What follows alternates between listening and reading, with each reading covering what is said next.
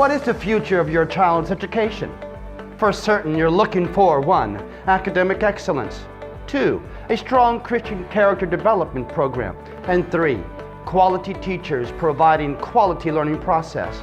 At Penobot International, the school of choice, we are committed to providing an education with a globally committed curriculum. At Penobot International, we do not sacrifice quality for quantity. At Penobot International, we provide a balanced education. Penobot International, your child's choice pathway to a quality university.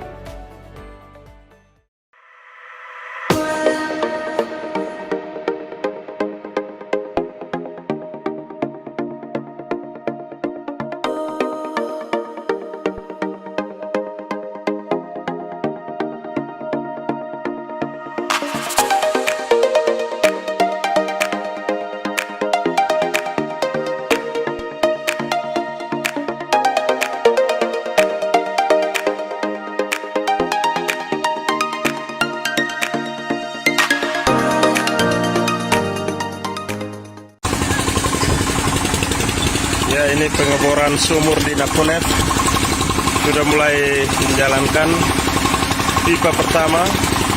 Mohon doa dan dukungan kita semua untuk aksi kemanusiaan GKI ini untuk membantu pengurangan angka stunting, kebutuhan air bersih di wilayah ini yang seringkali menjadi kendala konsumsi air bersih kebutuhan setiap hari. Ya.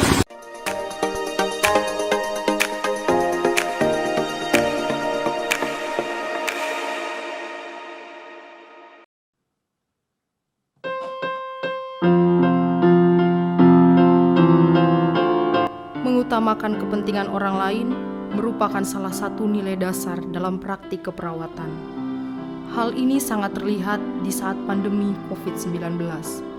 Ketika seluruh masyarakat diharuskan untuk stay at home, perawat dan tenaga kesehatan lainnya justru harus meninggalkan keluarganya dan berada di garda terdepan dalam memberikan layanan kesehatan.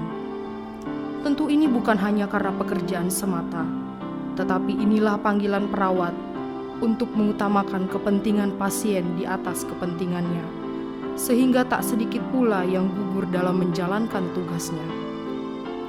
Akper RSPGI Cikini merupakan salah satu pendidikan keperawatan tertua di Indonesia. Telah lebih 50 tahun turut mewarnai keperawatan di Indonesia dengan ribuan lulusan yang tersebar di seantero negeri dan mancanegara. Sebagaimana keyakinan keluarga besar Akper RSPGI Cikini bahwa meringankan penderitaan adalah karya ilahi. Dan karya ini akan terus dilanjutkan dengan mempersiapkan lulusan melalui pendidikan yang berkualitas pada aspek pengetahuan, keterampilan, dan karakter, agar dapat melahirkan perawat yang handal di bidangnya, memiliki hati yang berbela rasa, sehingga ada sentuhan kasih dalam setiap kehadirannya. Tetapi harus kita akui bahwa biaya pendidikan tidaklah murah, apalagi bagi keluarga sederhana yang juga terdampak secara ekonomi karena pandemi ini. Hal ini pun banyak dialami oleh keluarga mahasiswa yang menempuh pendidikan di Akper RSPGI Cikini. Mereka membutuhkan bantuan untuk mewujudkan harapannya menjadi seorang perawat. Bapak, Ibu, dan Saudara dapat ikut ambil bagian dalam mewujudkan harapan dan impian mahasiswa yang berasal dari keluarga sederhana ini, yang berarti juga ikut ambil bagian dalam meningkatkan kesejahteraan sebuah keluarga. Dan pada akhirnya, Bapak, Ibu, dan Saudara turut ambil bagian dalam karya ilahi. Meringankan penderitaan orang lain adalah karya ilahi. Sedare dolorem opus dividum est. Shalom, perkenalkan nama saya Desni Permatasari Hareva. Saya berasal dari Nias. Saat ini saya bekerja di Siloam Hospital Kebun Jeruk bagian bedah urologi.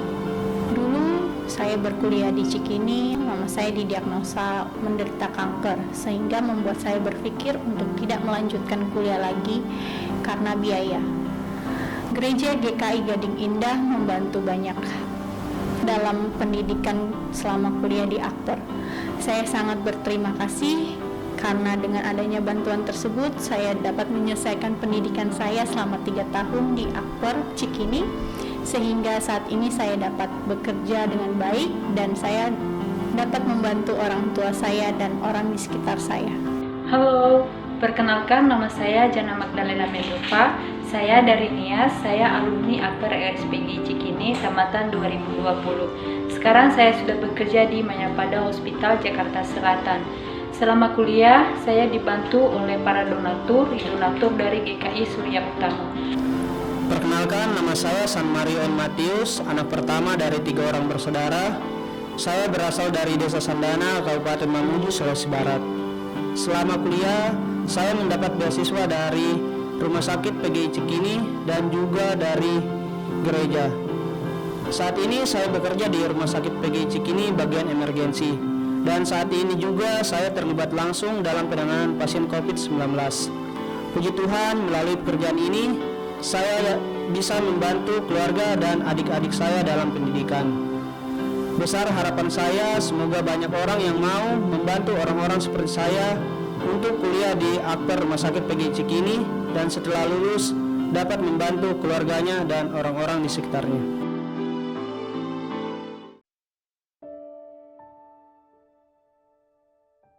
Panduan menjalankan kebaktian Minggu Online GKI Gading Indah.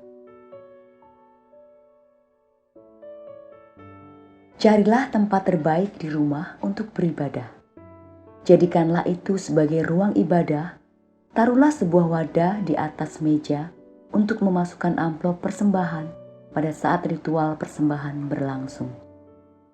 Saat ini telah tersedia QRIS, rekening GKI Gading Indah, untuk mempermudah kita dalam memberikan persembahan. Caranya tinggal scan barcode tersebut dengan berbagai aplikasi pembayaran BCA Mobile, OVO, GoPay, ShopeePay, Link Aja, dan lain-lain. Jauh sebelum ibadah dimulai, pastikan koneksi internet memadai, lalu coba channel YouTube dari kebaktian online yang akan Anda ikuti. Walaupun diadakan di rumah, sadarilah bahwa Anda bersama-sama sedang menghadap Allah, bukan hanya menatap layar kaca atau menonton TV. Berdoalah sebelum kebaktian online dimulai, lalu ikuti kebaktian dari awal hingga akhir secara penuh, sebagaimana layaknya ketika Anda beribadah di gereja. Anda dapat berdiri pada saat mengucapkan pengakuan iman rasuli, juga pada saat pengutusan dan berkat. Jika memungkinkan, ajak anggota keluarga di rumah mengikuti kebaktian bersama-sama agar tercipta suasana persekutuan. Selamat mengikuti ibadah online GKI Gading Indah. Tuhan Yesus memberkati.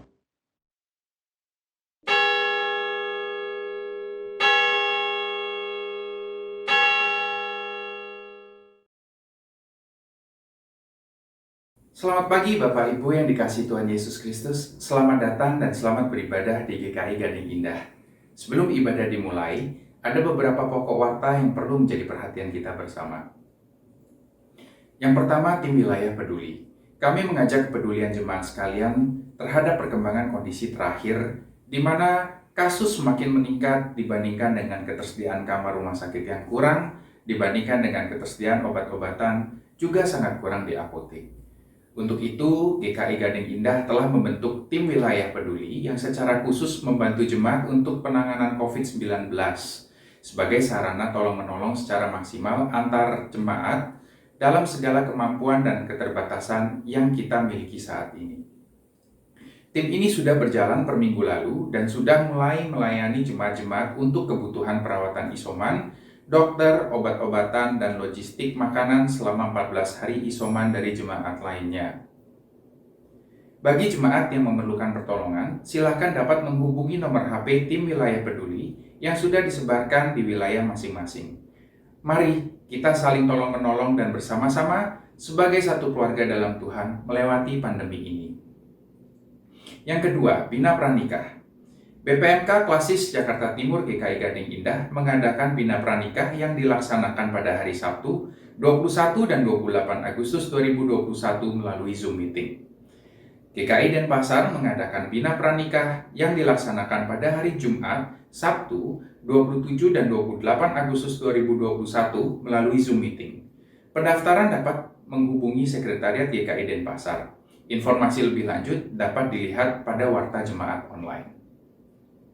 Yang ketiga, Malam Puji dan Sabda dilaksanakan pada hari Kamis 19 Agustus 2021 pukul 19.30 via online dengan tema Betapa Kita Tidak Bersyukur yang dipimpin oleh Pendeta Roni Nathanael MTH.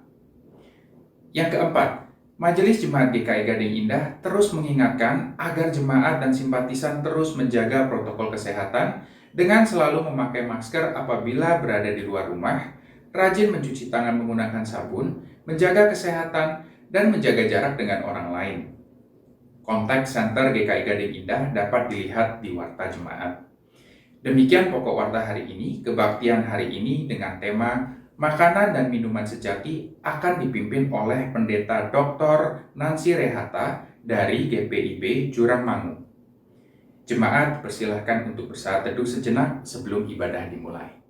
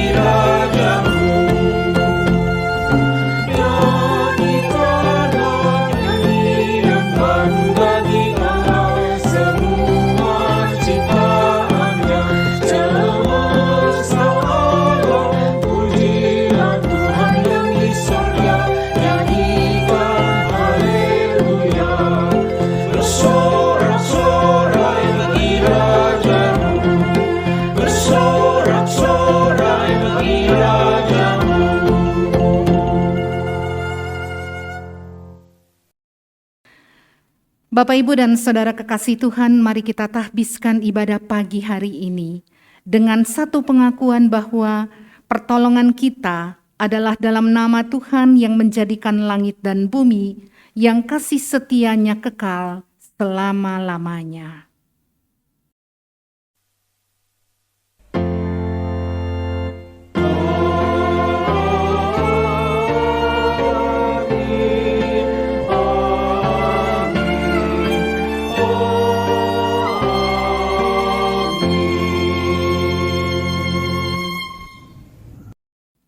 Jemaat Tuhan, terimalah salam rasuli. Salam sejahtera bagi saudara yang datang dalam nama Tuhan. Tuhan besertamu. Dan besertamu juga. Bapak, Ibu, dan saudara yang dikasihi Tuhan, selamat pagi, selamat hari Minggu. Kita kembali masuk dalam suasana ibadah yang masih tidak seperti biasanya. Atau mungkin bahkan Bapak, Ibu, dan Saudara sudah terbiasa dengan suasana atau model ibadah seperti ini. Tetapi rasanya ini bukan persekutuan dalam suasana seperti ini. Kita terpisah dan memakai gadget di rumah kita masing-masing untuk mengikuti ibadah. Nah, dalam keseharian kita banyak hal bisa kita tinggalkan. Tetapi kalau berbicara tentang makanan minuman, maka itu menjadi bagian yang tidak bisa dipisahkan dari kehidupan setiap manusia. Berbicara tentang makan dan minum atau makanan dan minuman, ini menjadi hal pokok yang seringkali membuat banyak orang berjuang untuk memperolehnya. Ketika hidup sangat sulit seperti saat ini, makanan dan minuman menjadi kebutuhan. Dan ketika orang tidak bisa bekerja, bagaimana makanan dan minuman itu bisa didapatkan? Dan ini merupakan masalah tersendiri di tengah pandemi COVID-19 seperti saat ini. Untuk mereka yang berkelebihan, berkecukupan, masih bisa pesan online makanan. Dan harga dari yang murah sampai yang cukup mahal. Tapi untuk mereka yang hidup dalam kesulitan, berbicara tentang makanan, kita tidak berbicara tentang mau makan apa mungkin, tetapi kita berbicara tentang makan atau tidak. Nah, pagi hari ini sebagaimana tema yang diberikan makanan dan minuman sejati, bersama-sama kita akan mengikuti ibadah yang berbicara tentang apa yang dimaksudkan dengan makanan dan minuman sejati itu, yang bukan hal sederhana, tetapi membawa banyak sukacita, kekuatan untuk menghadapi hari-hari. Makanan yang tidak ketika kita makan mengenyangkan dalam waktu seketika, tetapi kemudian kita lapar lagi. Tapi ini makanan yang akan terus mengenyangkan kita.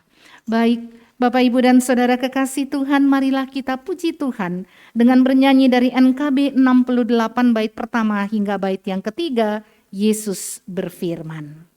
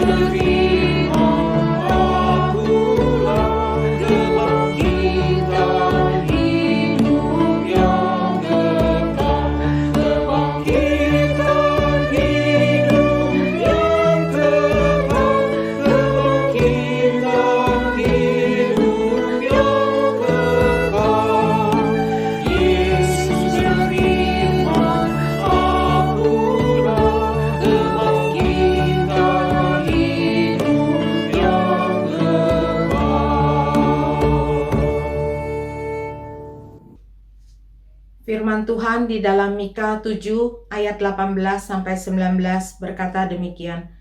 Siapakah Allah seperti engkau yang mengampuni dosa dan yang memaafkan pelanggaran dari sisa-sisa miliknya sendiri, yang tidak bertahan dalam murkanya untuk seterusnya, melainkan berkenan kepada kasih setia?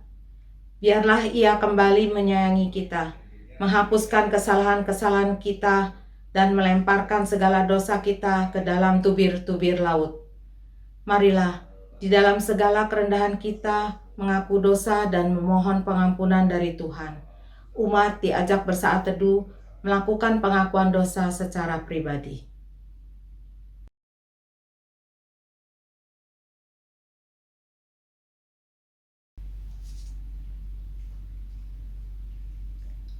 Bapa kami yang di surga, dengan kerendahan hati, kami datang lagi ke hadapan-Mu ya Tuhan untuk mengaku dosa-dosa kami. Kami sering berbuat yang tidak seturut kehendak-Mu, baik disengaja maupun yang tidak sengaja. Namun kami tetap saja melakukannya. Ampunilah kami ya Tuhan.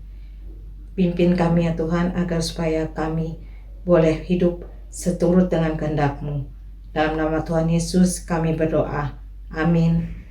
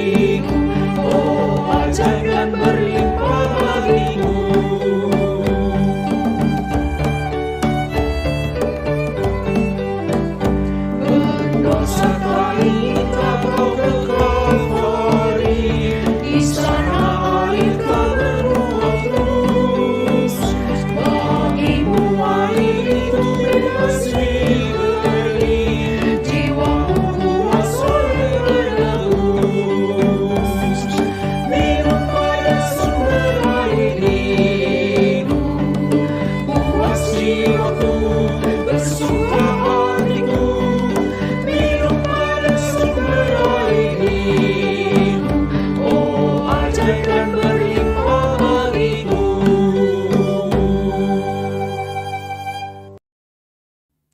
Dengarkanlah berita anugerah bagi kita sekalian.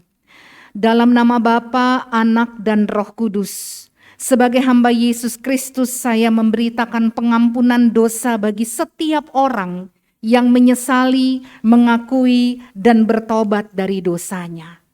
Firman Tuhan dalam Kisah Para Rasul 4 ayat 11 dan 12 mengatakan, Yesus adalah batu yang dibuang oleh tukang-tukang bangunan, yaitu kamu sendiri.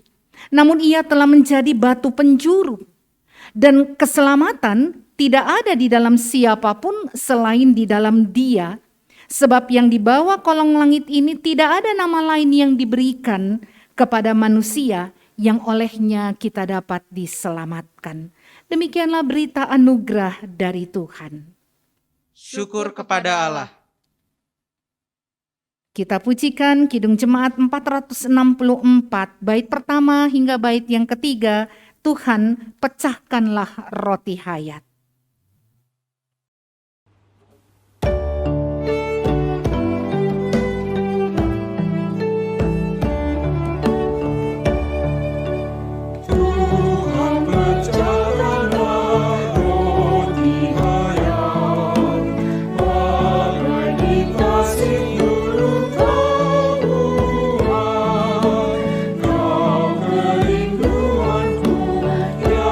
Tuhanku,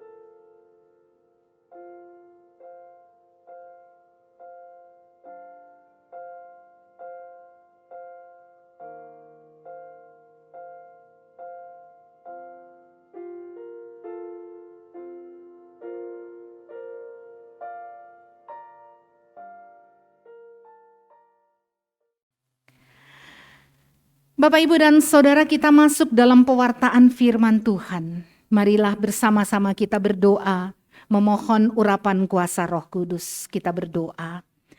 Ya Tuhan, kami rindu mendengarkan Engkau menyapa kehidupan kami. Kami rindu mendengarkan suara-Mu. Sehingga lewat firman Tuhan yang diwartakan pada pagi hari ini, kami mendapat pemahaman baru, kekuatan baru, sukacita baru, dan semangat baru untuk menjalani kehidupan. Urapi kami semua dengan Roh-Mu yang kudus ya Tuhan, dan berfirmanlah, karena kami semua telah sedia mendengarkan firman-Mu. Amin.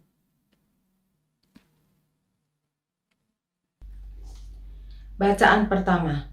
Bacaan diambil dari Amsal 9 ayat 1 sampai 6.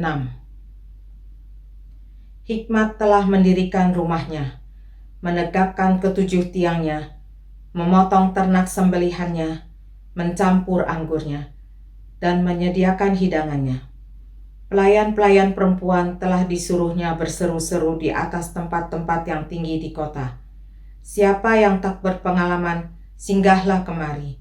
Dan kepada yang tidak berakal budi katanya, marilah, makanlah rotiku, dan minumlah anggur yang telah kucampur. Buanglah kebodohan, maka kamu akan hidup, dan ikutilah jalan pengertian. Demikianlah sabda Tuhan. Syukur kepada Allah.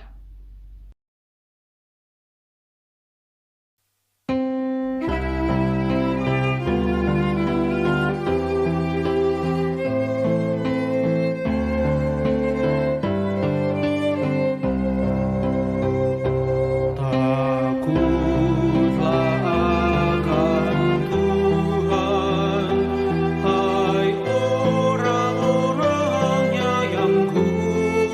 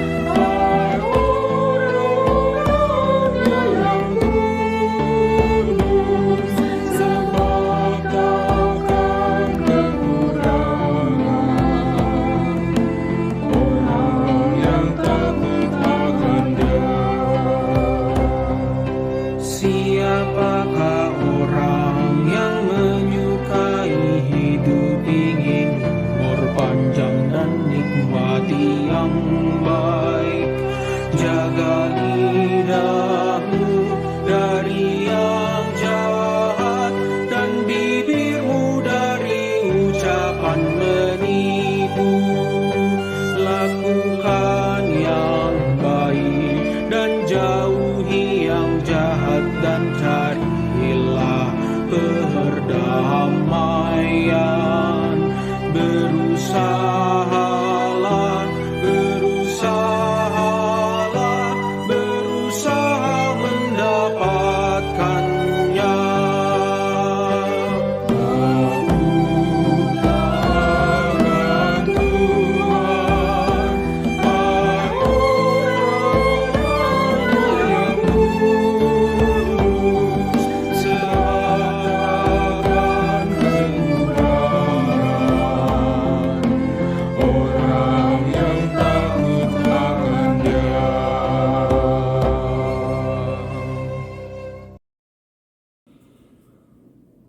Bacaan diambil dari Efesus 5 ayat 15-20. Karena itu, perhatikanlah dengan seksama bagaimana kamu hidup.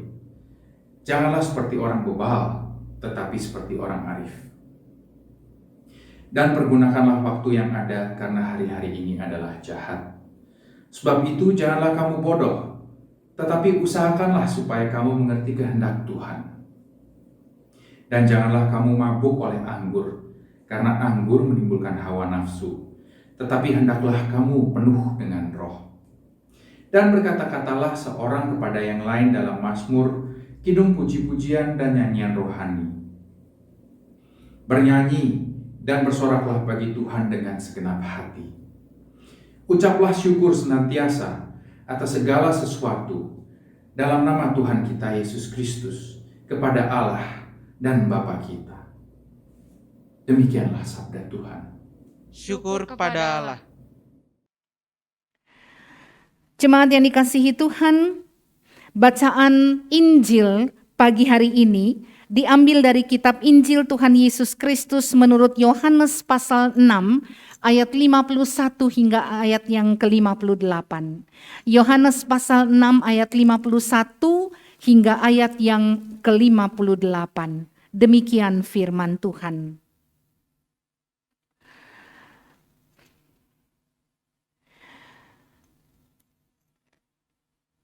Akulah roti hidup yang telah turun dari sorga. Jikalau seorang makan dari roti ini, ia akan hidup selama-lamanya. Dan roti yang kuberikan itu ialah dagingku yang akan kuberikan untuk hidup dunia. Orang-orang Yahudi bertengkar antar sesama mereka berkata, bagaimana ini dapat memberikan daging, bagaimana ia ini dapat memberikan dagingnya kepada kita untuk dimakan? Maka kata Yesus kepada mereka, aku berkata kepadamu, sesungguhnya jikalau kamu tidak makan daging anak manusia dan minum darahnya, kamu tidak mempunyai hidup di dalam dirimu. Barang siapa makan dagingku dan minum darahku, ia mempunyai hidup yang kekal, dan aku akan membangkitkan dia pada akhir zaman. Sebab dagingku adalah benar-benar makanan, dan darahku adalah benar-benar minuman. Demikianlah Injil Tuhan Yesus Kristus. Berbahagialah mereka yang mendengarkan firman Allah dan yang memeliharanya. Haleluya.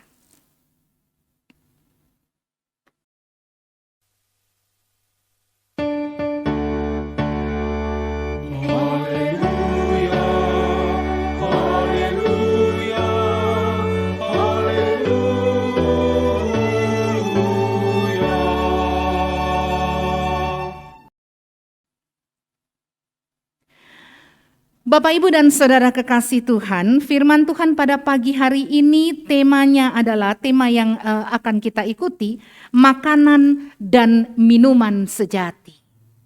Nah, Saudara, saya akan berikan beberapa gambar yang menunjukkan tentang kemajuan teknologi luar biasa saat ini. Bagaimana teknologi itu bisa mengubah sesuatu. Bagaimana teknologi itu bisa membentuk sesuatu yang berbeda dari sebelumnya. Bagaimana teknologi itu bisa membuat orang menjadi tertarik untuk melakukan sesuatu hal atau membeli sesuatu hal. Ya, berikut. Bapak Ibu Saudara lihat foto yang di sebelah kiri dan di sebelah kanan, ini bukan tebak-tebakan ya, serupa tapi tak sama. Tetapi foto ini mau menunjukkan bahwa langit yang di sebelah kiri itu kelihatan putih, ternyata bisa diubah oleh teknologi, oleh kecanggihan kamera yang kita punya mungkin, atau editan dari laptop, dari komputer yang kita punya, menjadi sebiru seperti sebelah kanan. Ya. Yang berikut kita lihat ya, bagaimana foto seorang perempuan yang di sebelah kiri itu aslinya, tetapi dengan editan bisa berubah menjadi yang di sebelah kanan. Jadi hati-hati kalau kita jatuh cinta pada seorang laki-laki atau perempuan yang kelihatan tampan atau cantik di sebuah media digital yang ada di tangan kita, mau itu Instagram, mau itu Facebook atau apapun, lebih baik ketemu langsung. Karena kalau lewat peralatan teknologi yang kita punya, bisa saja wajah yang kelihatan cantik dan tampan ternyata tidak seperti yang ditampilkan. Ya. Lalu kita biasanya lihat iklan makanan. Dan Bapak Ibu Saudara, kalau kita lihat iklan makanan yang biasa dipasang di iklan-iklan itu yang sebelah kiri, komersial. Sedangkan realitinya seperti yang sebelah kanan. Sebuah burger yang kelihatan berlapis-lapis, kelihatan cantik ya, padat dan menggiurkan, lalu kita pesan. Saya ambil contoh burger. Tapi Bapak Ibu Saudara bisa melihat makanan itu dalam bentuk yang lain, kelihatan enak sekali. Tapi ketika kita beli dan datang, lah kok kempes, kok tidak setebal yang saya lihat di iklan, kok begini ya? Apa yang kelihatan lesat melalui gambar yang ditunjukkan, kadangkala bukan hanya bentuknya yang tidak secantik itu, tapi rasanya ternyata tidak seperti yang dibayangkan ketika melihat gambar atau iklan yang ditunjukkan. Dalam banyak hal, pakaian, kita beli pakaian online kelihatan di gambar kok bagus banget. Tapi ketika datang, lah kok seperti ini, berbeda. Karena hasil editan bisa membuat sesuatu kelihatan jauh lebih indah, lebih bagus daripada aslinya. Dan hal-hal seperti itu juga bisa muncul di antara manusia. Ya, banyak orang, saya katakan di sini, banyak orang pintar, tapi banyak orang juga yang memanfaatkan pandangan orang pintar untuk tujuan tidak baik. Jadi apa yang saya maksudkan di sini, hoax yang beredar itu luar biasa. Sebuah pikiran orang pintar diputar balikkan memakai namanya, lalu kemudian muncul seperti asli dari orang tersebut. Dan ini bukan hasil editan sembarangan, tapi ini bukan hanya hasil karya pikiran manusia, tapi ini sudah berbicara tentang karakter yang tidak baik. Sesuatu yang kelihatannya baik, packaging yang memakai nama-nama orang tertentu, ilmuwan tertentu, hasil penelitian tertentu, lalu disebarkan, lalu menyesatkan orang lain, itu jelas perbuatan orang yang tidak beretika, orang yang tidak bermoral, orang yang tidak takut Tuhan jelas, bukan orang baik pastinya. Karena dia bisa mengubah sesuatu, membentuknya sedemikian rupa dan menyesatkan orang lain.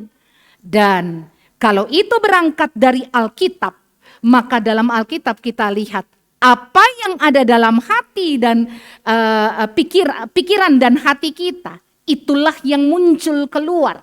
Bisa saja orang-orang yang melakukan seperti ini bukan hanya sekedar main-main, tetapi hati mereka, pikiran mereka memang tidak benar. Karena itu kita perlu introspeksi diri. Introspeksi diri itu berarti kita melihat ke dalam diri kita. Kalau kita minggu lalu saya di GPIB Jurangmangu ya berkhotbah, 2 minggu lalu di GPIB Jurangmangu saya berkhotbah tentang ucapan bahagia Yesus. Dan di ayat 8 ini mengatakan berbahagialah orang yang suci hatinya karena mereka akan melihat Allah. Apa yang dimaksudkan dengan suci hati? Ya, dia memakai sebuah istilah Yunani yang artinya, yang arti dari kata tersebut adalah pembersihan.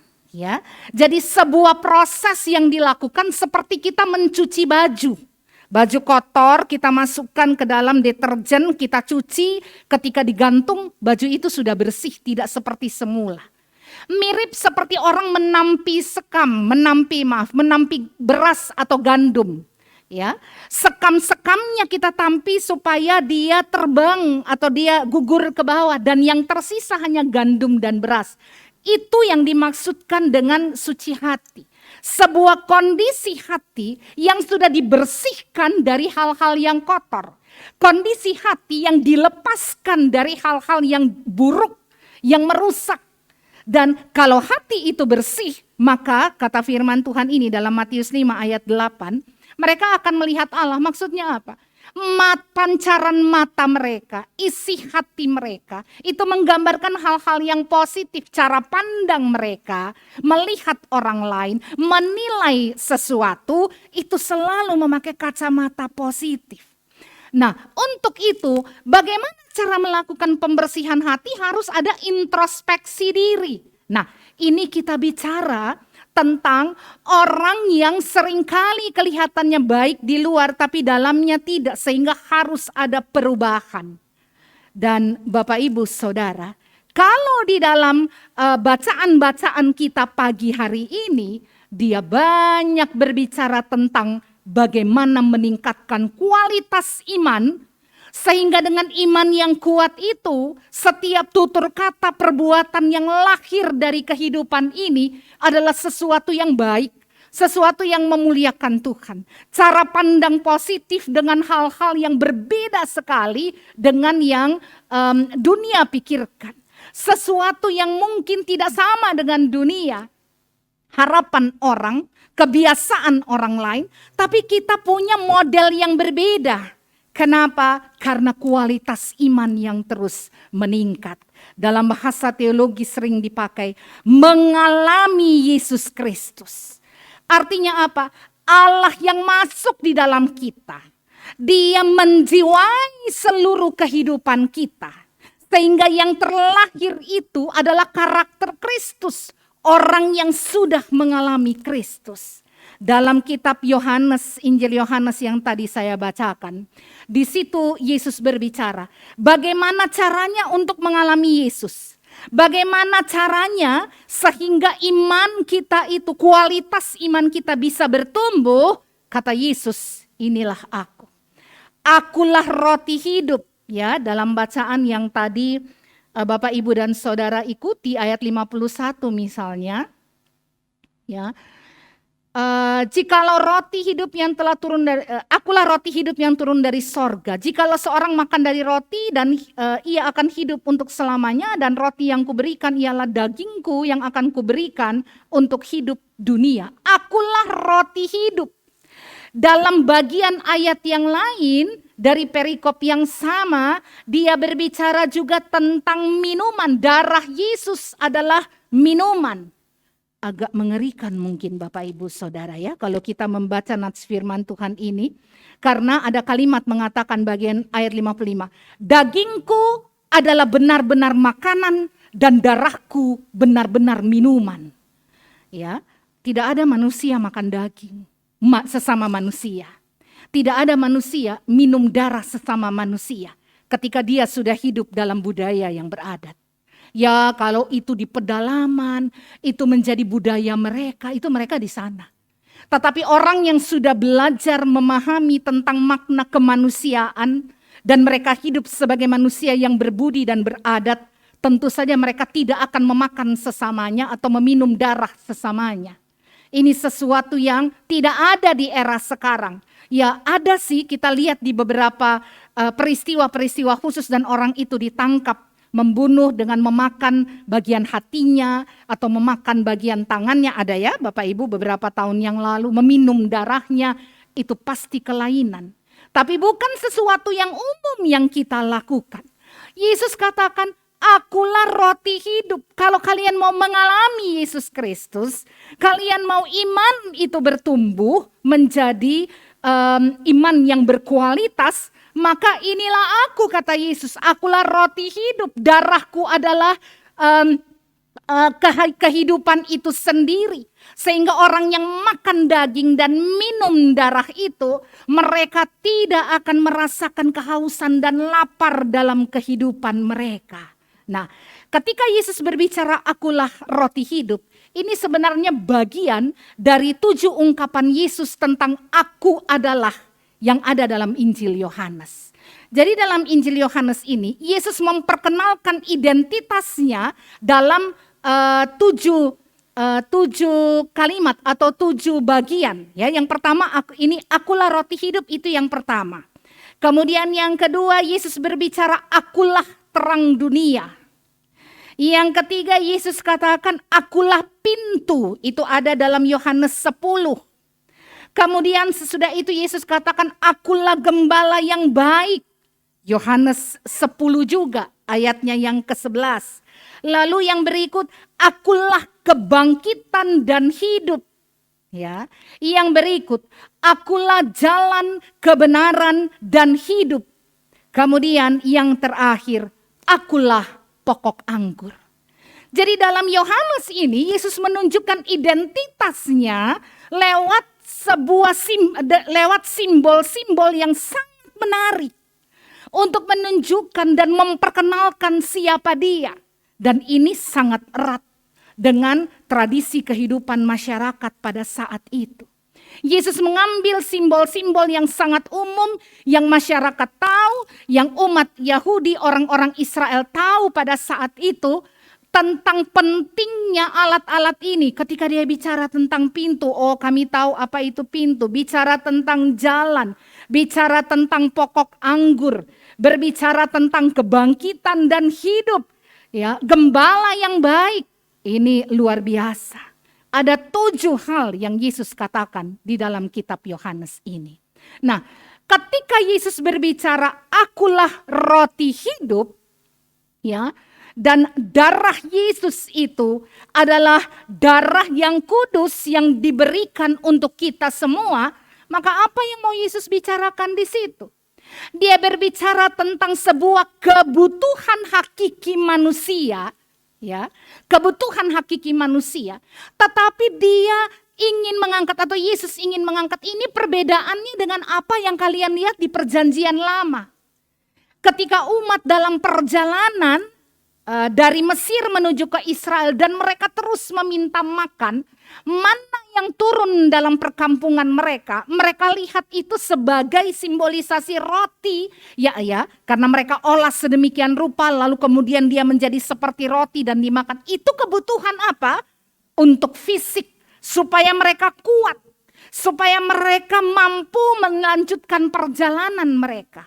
Karena itu kebutuhan mendasar.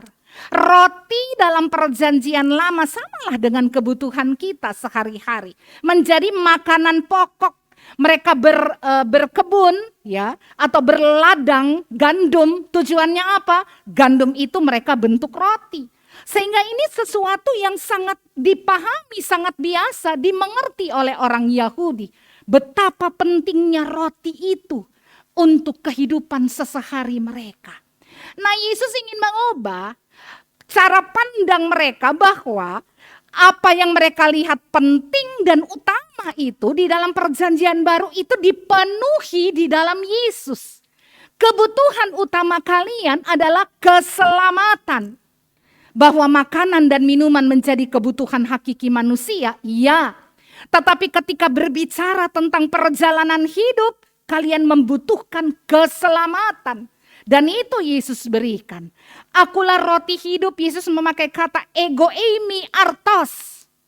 Ya, bahwa dia berbicara ego eimi artos. Ego dia bicara tentang siapa? Dirinya. Jadi Yesus tidak berbicara tentang yang lain. Tapi Yesus berbicara tentang diri Yesus sendiri. Sehingga dialah yang menjadi kebutuhan utama dari umat Yahudi pada saat itu. Yesus mau mengatakan pada mereka, kalian menanti puluhan tahun, ratusan tahun, ribuan tahun. Supaya keselamatan, kejayaan itu tiba lagi untuk Israel. Sejak kematian Raja Daud, ya Salomo memang muncul tapi kemudian dengan karakter hidup yang tidak begitu baik. ya, waktu ke waktu. Sejak kematian Daud, mereka terus menanti kedatangan Sang Mesias. Dan Yesus mau katakan, Mesias yang kalian nantikan itu bukan sesuatu yang hebat, besar, dahsyat yang selalu kalian tunggu dari atas. Tapi ini sesuatu yang menjadi kebutuhan hakiki. Bukan sesuatu yang kalian lihat di awang-awang sana, tetapi yang kalian sangat membutuhkannya dalam kehidupan kalian. Mesias itu bukan sesuatu di luar kalian yang jauh begitu, tetapi yang ketika datang lalu kemudian kalian bisa mengeluh-elukannya seperti Raja Daud. Tidak. Kalian harus memahami konsep Mesias itu sebagai kebutuhan sesehari kalian dalam menjalani hidup. Kenapa? Karena kalian butuh mengalami Yesus. Dengan cara seperti itu, ketika kalian menghargai dan menghormati penderitaan Yesus Kristus, kalian sudah mengalami Dia. Ketika memahami makna roti dan darah Yesus itu, roti dan darah Yesus itu, tubuh dan darah Yesus, roti dan anggur itu yang kalian makan, ya, sekalipun mungkin pembahasannya kelihatan sedikit ngeri ya, kalau melihat bahwa makan daging Yesus dan minum darah Yesus itu kelihatannya cukup ngeri. Tapi Yesus mau mengatakan bahwa ini kebutuhan hakiki. Bukan dalam pengertian fisik. Tetapi memahami Yesus itu yang masuk ke dalam diri kalian. Memahami Yesus yang masuk dan terinternalisasi dalam diri dan kehidupan kalian. Dia bukan sesuatu atau orang atau benda atau apapun yang ada jauh di sana. Tetapi dia ada di dalam kalian. Kalian harus mengalaminya. Menghargai proses penderitaan dan kematiannya. Sehingga dengan cara seperti itu, makna hidup kalian berubah. Prioritas hidup kalian berubah. Tujuan hidup kalian berubah. Pengharapan hidup itu berubah melalui roti hidup dan anggur kehidupan itu. Itulah Yesus. Jadi apa makna hidup yang sedang saudara miliki saat ini? Apa prioritas kehidupan saudara? Tujuan kehidupan saudara, pengharapan kita. Sekarang ini Bapak Ibu Saudara, apa yang kita targetkan di depan kita, itu banyak orang katakan, udah deh gak usah target apa-apa deh. Karena kondisi pandemi ini yang up and down, membuat kita tidak tahu besok ini kita masih hidup atau tidak. Saya punya teman sekolah ya sudah lama. Satu ketika dia teleponan, saya suka ikut ibadah di tempatmu ya melalui channel YouTube. Tapi kayaknya minggu ini saya nggak bisa ikut lagi. Ya, karena kami sedang khotbah serial di Jurangmangu. Kayaknya minggu ini saya udah nggak bisa ikut lagi. Loh kenapa? Saya di rumah sakit karena kena COVID. Saya katakan kamu harus punya semangat. Kamu nggak boleh ngomong seperti itu. Kamu bisa dari ruang ICU asal kamu punya handphone, kamu masih bisa ikutin khotbah saya. Kayaknya saya kok merasa sepertinya saya harus pulang. Pulang kemana? Pulang ke Tuhan. Dan dia bicara, kami bicara itu pakai video call sehingga saya bisa lihat muka dia dan dia bisa lihat wajah saya. Dan kelihatannya dia baik-baik saja, memang ada oksigen di hidungnya. Dan Bapak Ibu Saudara, hanya 3 hari dari apa yang dia katakan itu dan dia benar-benar pulang. Tidak sempat ikut khotbah saya hari Minggu. Itulah hidup. Siapa yang bisa menduga apa yang akan terjadi esok hari? Nah, ketika Yesus itu kita alami, kita merasakan apa yang dia derita, kita mengerti dan menghargai kematian, pengorbanannya itu, kebangkitannya itu, maka kita jadi mengubah makna hidup, prioritas hidup, tujuan hidup, dan pengharapan hidup kita. Semuanya kita letakkan pada tangan Tuhan.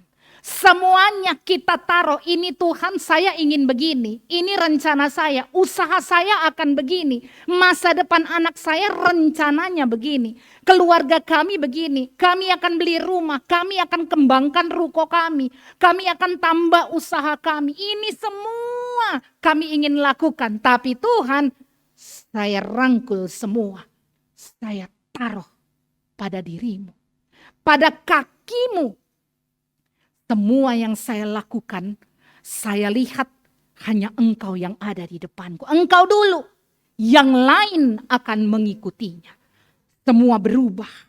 Cara pandang kita bukan lagi untuk menjelekkan, memburukkan, menghancurkan kehidupan orang lain. Tetapi prioritas kehidupan kita sekarang pada Yesus. Sehingga semua yang buruk pada diri kita, perlahan-lahan kita mulai pikir ini gak bagus, lepas. Ini gak bagus, lepas. Saya suka omongin orang, mulai kurangin lama-lama berhenti. Kenapa saya katakan kurangi? Karena itu bukan seperti membalik telapak tangan. Masih perlu untuk terus diingatkan dan diingatkan. Saya sering sekali mengeluh, gak pernah bersyukur hidup saya. Pelan-pelan ubah itu menjadi hidup yang bersyukur.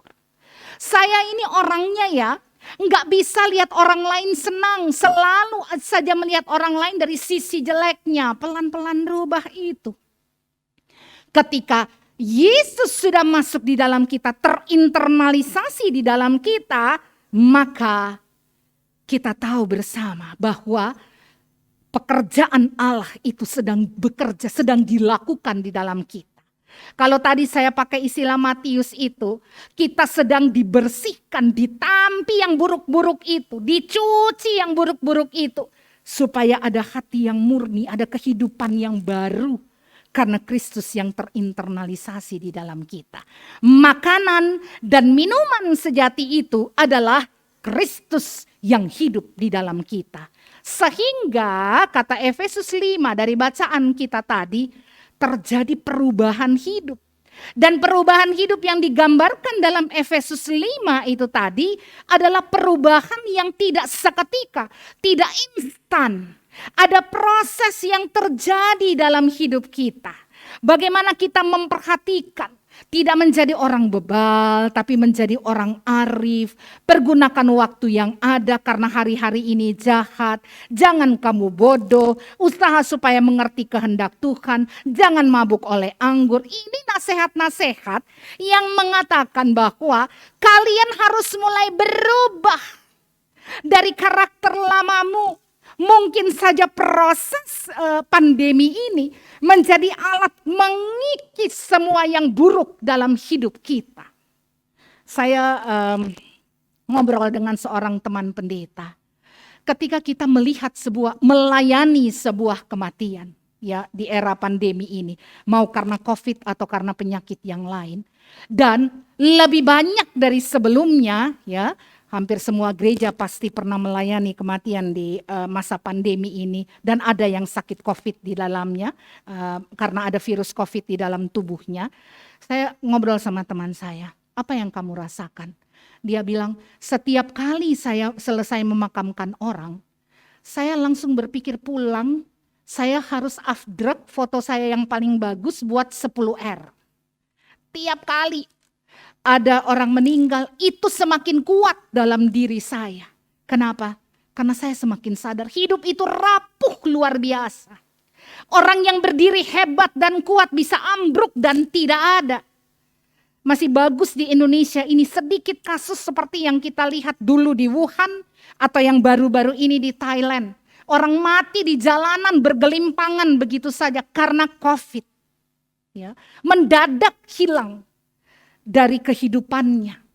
Nah, Bapak, Ibu, dan Saudara, mengingat hal-hal seperti itu bisa terjadi dalam hidup kita ketika kita sudah makan roti itu dan sudah minum darah itu. Roti tubuh Kristus dan darah Kristus, daging Kristus dan darah Kristus itu.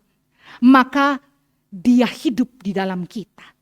Dan Allah tidak boleh menempati tubuh yang kotor. Ayo kita bersihkan dalam bukan dalam pengertian fisik ya Bapak Ibu. Tetapi secara spiritual kita ubah apa yang buruk dalam diri kita. Amsal 9 dalam bacaan kita tadi mengajak kita untuk memulai semua itu dari rumah. Rumah adalah tempat belajar ya, kalau kita baca Amsal tadi atau dengarkan pembacaan Amsal, maka dia berbicara tentang hikmat telah mendirikan rumahnya, menegakkan 7 tiangnya, dan seterusnya. Dia berbicara bagaimana membangun sebuah rumah yang dipenuhi dengan hikmat Allah. Melihat rumah itu sebagai tempat belajar, bukan tempat menghakimi. Kamu yang salah. Suami istri kan sering begitu, kalau berantem telunjuknya naik duluan dan menuding. Jarang sekali kita mengintrospeksi diri. Jangan-jangan ini karena saya. Sepertinya karena saya. Tapi kita langsung menuding dan menyalahkan. Tidak menghakimi. Kita belajar untuk menjadi orang yang lemah lembut. Menyadari kelemahan kita. Dan memberikan kesempatan kita dan anggota keluarga kita meningkatkan kualitas dirinya. Saya punya kelemahan, akui itu. Ketika Yesus hidup di dalam kita, gak ada lagi yang namanya egoisme, gak ada lagi tinggi hati, gak ada lagi kesombongan. Yang semua itu Allah kikis, yang ada adalah kerendahan hati dan mau mengakui. Saya juga punya kelemahan. Maafin saya Mam, maafin saya Pap. Maafin mama atau papa anak-anakku. Tidak ada rasa rendah diri ketika melakukan itu. Karena Yesus yang hidup di dalamku membuat aku berani membangun sebuah rumah yang diisi dengan kasih di dalamnya. Dan ada kesempatan untuk saya berubah, kesempatan untuk anggota keluargaku berubah. Mulai dari lingkungan rumah kita. Mari kita ubah diri sama-sama. Bukan cuman kamu nak, papa juga perlu berubah. Bukan cuman kamu, pak, mama juga perlu berubah. Kenapa? Karena Kristus sudah hidup di dalam kita. Karena kita sudah mengalami Kristus. Dan kita membutuhkan cinta Allah di dalam kehidupan kita itu. Terus mengubah kita. Apa pelajaran untuk kita semua pagi hari ini? Pertama, kehidupan di dalam Yesus akan mendatangkan kekuatan menjalani hidup. Jadi kalau saudara punya Yesus di dalam diri saudara, maka itu akan memberikan kekuatan tersendiri untuk menjalani hidup. Saya ketemu dengan seorang ibu yang masih berada dalam kondisi long COVID. Ya, COVID yang masih berkepanjangan, tidak bisa lepas oksigen, lepas sebentar, pakai lagi, karena harus latihan paru-parunya, sudah pulang ke rumah. Dan dia cerita, Bu Pendeta, saya masuk rumah sakit ketika saturasi oksigen 68, bayangkan. Masuk ICU, pasang ventilator, sampai tidak sadar, mengalami rasa sakit yang luar biasa. Tuhan pulihkan, Tuhan sembuhkan. Dia katakan, kalau mengandalkan diri saya gak kuat, saya udah berserah.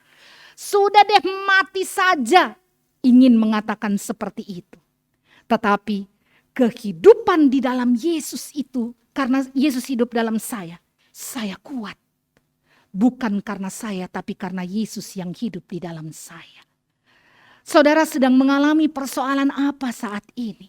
Saudara sedang berjuang untuk keluar dari sakit COVID saudara, atau penyakit lain, kanker kah itu, sebutkan.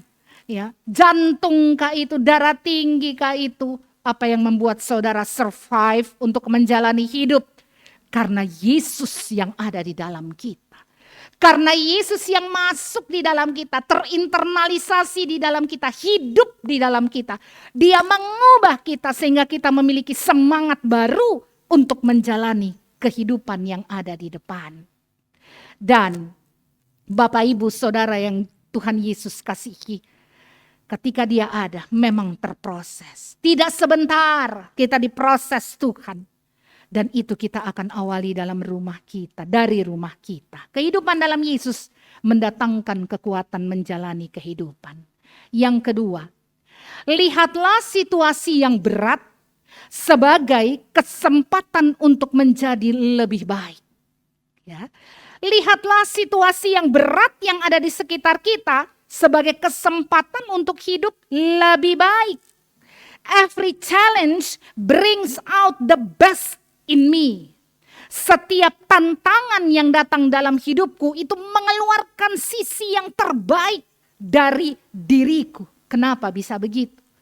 Karena Yesus yang hidup dalam saudara dan saya. Oh, enggak ada Yesus juga orang yang enggak punya Tuhan bisa seperti itu. Tapi orang yang tidak punya Tuhan, mereka bisa masuk dalam keputusasaan yang dalam. Mereka bisa menyesali sesuatu sehingga mereka memukul diri mereka. Sehingga mereka bisa berpikir untuk bunuh diri. Anak Tuhan tidak begitu. Karena kita tahu bahwa ketika Yesus ada dalam kita, makin berat tekanan itu, makin kita berusaha keluar menunjukkan kualitas iman itu seperti apa seharusnya ketika Yesus ada di dalam kita. Lihat situasi yang berat dalam hidup sebagai kesempatan untuk menjadi lebih baik. Ya, diri kita diubahkan Tuhan menjadi lebih baik justru ketika sedang berada dalam tekanan.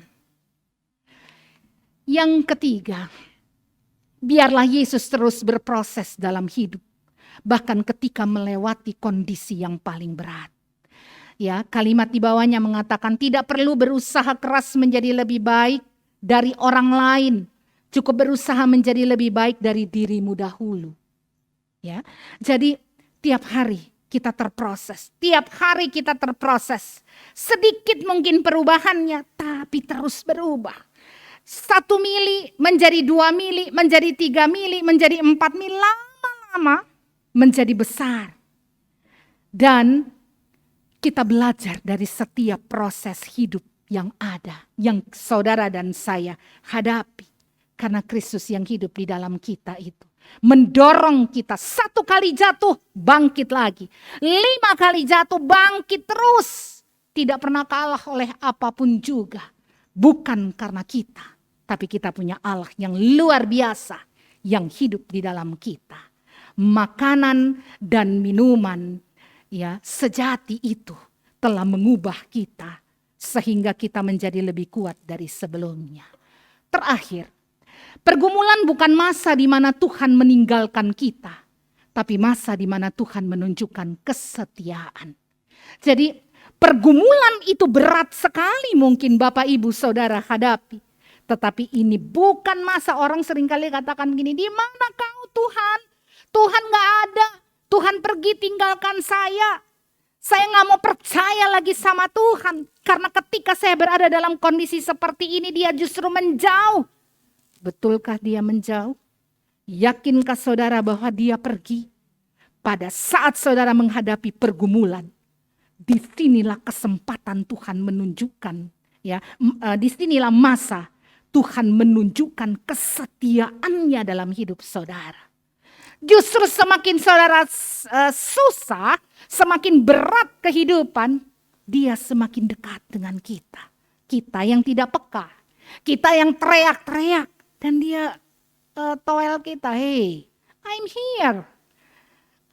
Kenapa kamu berteriak-teriak? Saya di sini, saya di dalammu. Saya memberikan support kepadamu. Kau abaikan itu kan? Karena kau masih pakai logika. Karena kau masih melihat orang lain. Karena kau masih mengandalkan kekuatan lamamu. Stop! Aku ada di dalammu. Percaya pada kehadiranku. Supaya kau bisa survive dalam hidup ini. Jangan panik dan mulai menyalahkan sana sini. Mari lihat ke dalam hidup dan dirimu. Kalimat ini mengatakan faith activates God. Fear activates the enemy. Iman mengaktifkan Allah. Aku percaya, aku yakin Allah kau tidak akan tinggalkan aku. Kau akan bersama aku. Kau akan menolongku. Iman mengaktifkan Allah. Tapi kalau saudara takut, maka saudara sedang mengaktifkan musuh saudara. Dia makin besar, dia makin yakin aku bisa kalahkan orang ini. Iblis bekerja makin besar, makin kuat dalam diri saudara. Saudara tidak mau hal itu, bukan? Jadi mari tingkatkan kualitas iman. Makanan dan minuman sejati itu sudah saudara peroleh. Kapan itu? Ketika dia mati di kayu salib untuk saudara dan saya. Ketika dia memberikan hidupnya sepenuh-penuhnya untuk saudara dan saya. Ketika ia sudah bangkit dan naik ke sorga, dia katakan, aku pergi untuk menyediakan tempat bagimu. Tapi kalian tidak akan sendiri karena Rohku akan tinggal bersama dengan kalian. Trinitas di sini kelihatan sekali bagaimana peran Bapa, Putra dan Roh Kudus itu dalam satu kesatuan membuat saudara dan saya tidak pernah sendiri. Jadi mari kita jalani kehidupan ini dengan satu pengakuan iman. Tuhan yang baik itu selalu berdiri di sisi kita dan tidak akan pernah meninggalkan kita. Saudara yakin Tuhan tidak akan meninggalkan saudara? Ya, imani itu di dalam perjalanan kehidupan saudara. Terpujilah Kristus. Amin.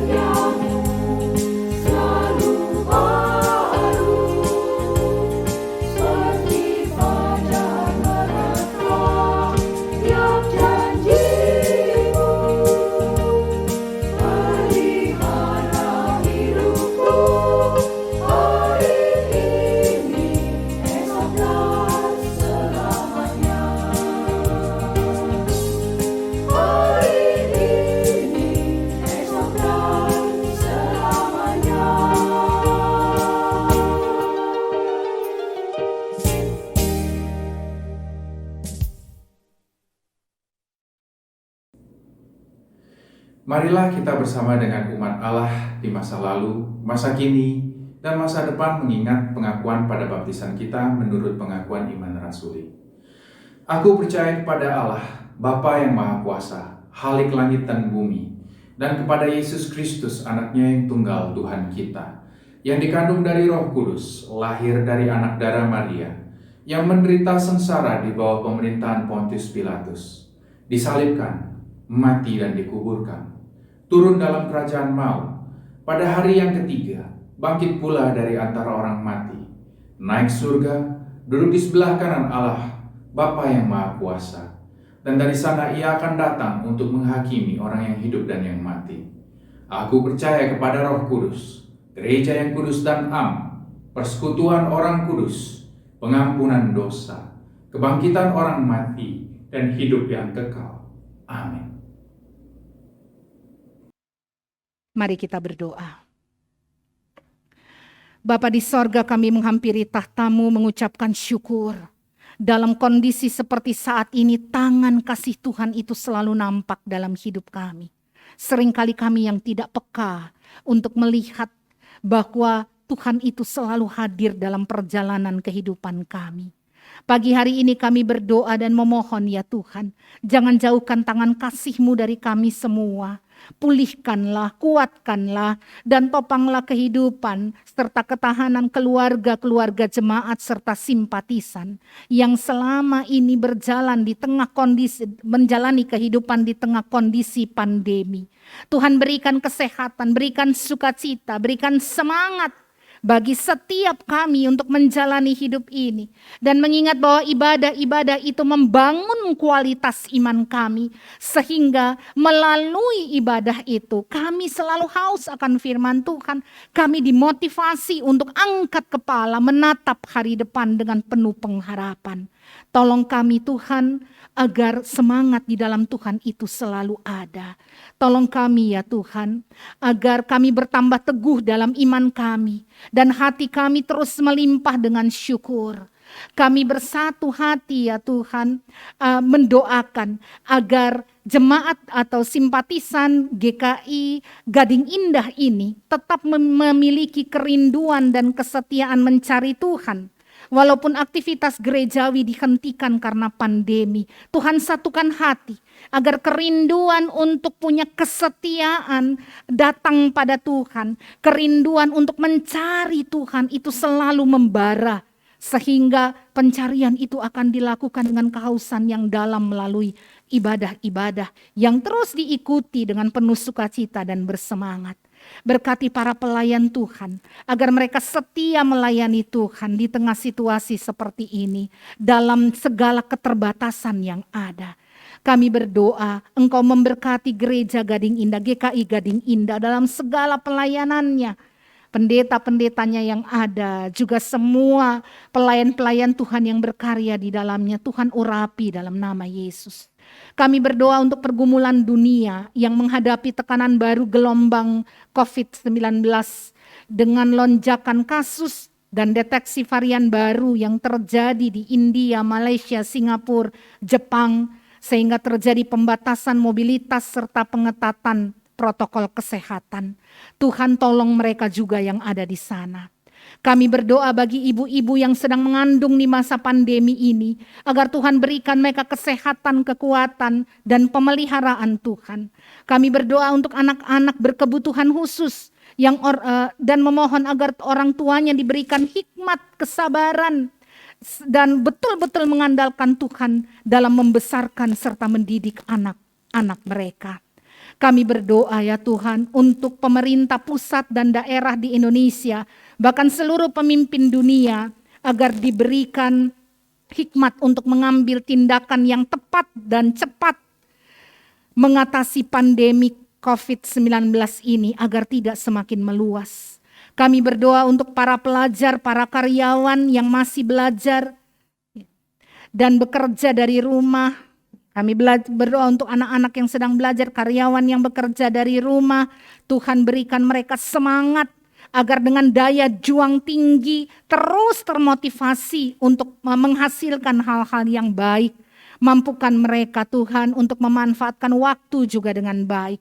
Kami berdoa untuk perusahaan-perusahaan yang sedang kesulitan dalam usahanya karena dampak pandemi ini, agar mereka bisa bertahan melalui masa-masa sulit ini, tidak melakukan PHK pada karyawan yang lebih besar lagi. Tolong Tuhan, karena karyawan-karyawan ini pun butuh kehidupan. Kami berdoa agar kondisi ekonomi di tahun 2021 terus membaik. Di tengah situasi seperti ini kami percaya pertolongan Tuhan itu luar biasa. Dan ekonomi Indonesia dapat pulih kembali. Kami berdoa untuk para tokoh agama di Indonesia agar mereka tetap berhikmat dan menjadi sahabat bagi umat dalam masa sulit seperti sekarang ini. Terima kasih ya Tuhan, kami akan menjalani 1 minggu yang baru. Kami tahu kami tidak pernah sendiri Kami percaya tangan kasih Tuhan akan selalu ada bersama dengan kami. Dengarkanlah doa kami ini ya Tuhan, yang kami panjatkan dalam nama Yesus Kristus Tuhan kami yang hidup, Allah kami yang perkasa, makanan dan minuman kami yang sejati, yang menjadi sumber kekuatan bagi kami untuk menjalani hari kehidupan kami. Terima kasih Tuhan. Amin. Marilah kita menyatakan syukur kepada Tuhan melalui persembahan syukur dengan mengingat firman Tuhan dalam Yunus 2 ayat 9. Tetapi aku dengan ucapan syukur akan kupersembahkan korban kepadamu. Apa yang kunasarkan akan kubayar. Keselamatan adalah dari Tuhan. Jemaat yang dikasihi Tuhan, ungkapan syukur ini dapat diberikan dengan 3 cara. Yang pertama, dalam bentuk uang tunai, dapat dimasukkan dalam amplop dan dipersembahkan saat kita nanti dapat beribadah bersama.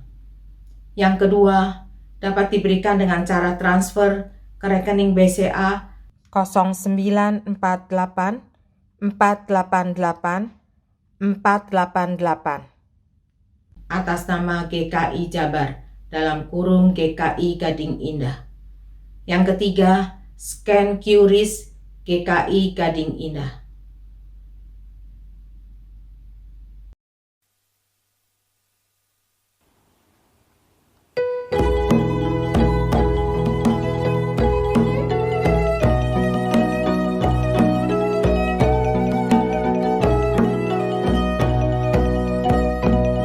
Di sini aku bawa Tuhan, persembahan hidupku semoga berkenan. Berapalah nilainya Tuhan dibandingkan berkat-Mu yang tak terlupakan. Terimalah Tuhan, oh terimalah Tuhan. Tanganku yang kecil ya Tuhan, belum mencari makan sendiri ya Tuhan.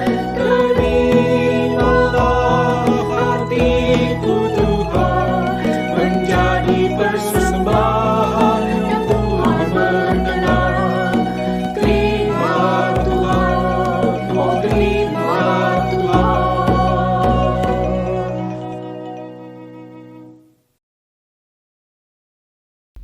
Mari kita berdoa.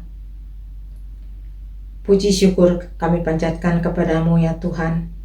Pada hari ini kami boleh memberikan persembahan.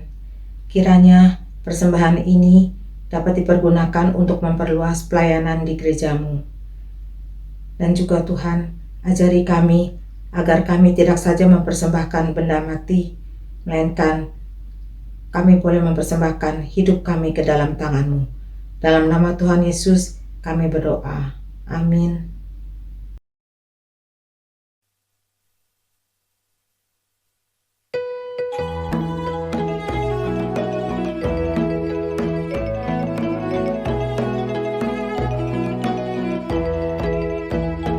Bila hidup berdepanmu dan cobaan pun datang mengganggu, hanya satu janji harapanmu, ya janji Tuhanmu pegang teguh. Dia pun beranjak, serta bukit pun bergoncang. Kasihan setia Tuhan kan melindungimu tetap teguh. Pegang selalu janji Tuhan, jangan lepas terus siang malam. Engkau bakal berimbang, Tuhanlah pemilikmu. Hidupmu pun beranjak, serta bukit pun bergoncang. Kasihan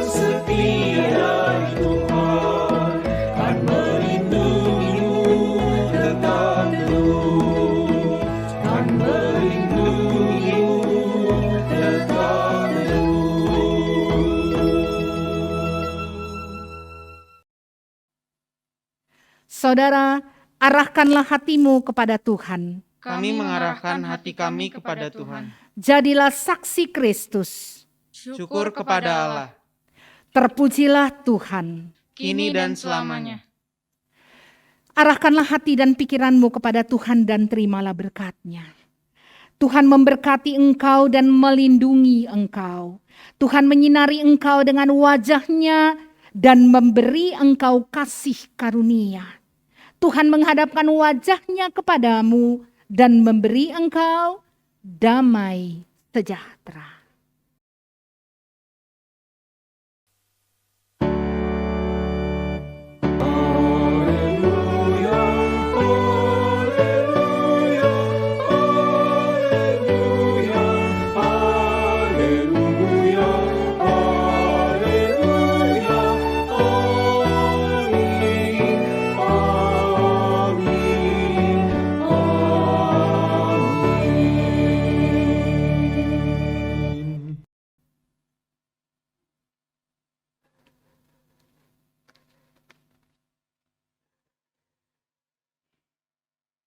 Selamat hari Minggu, Tuhan memberkati.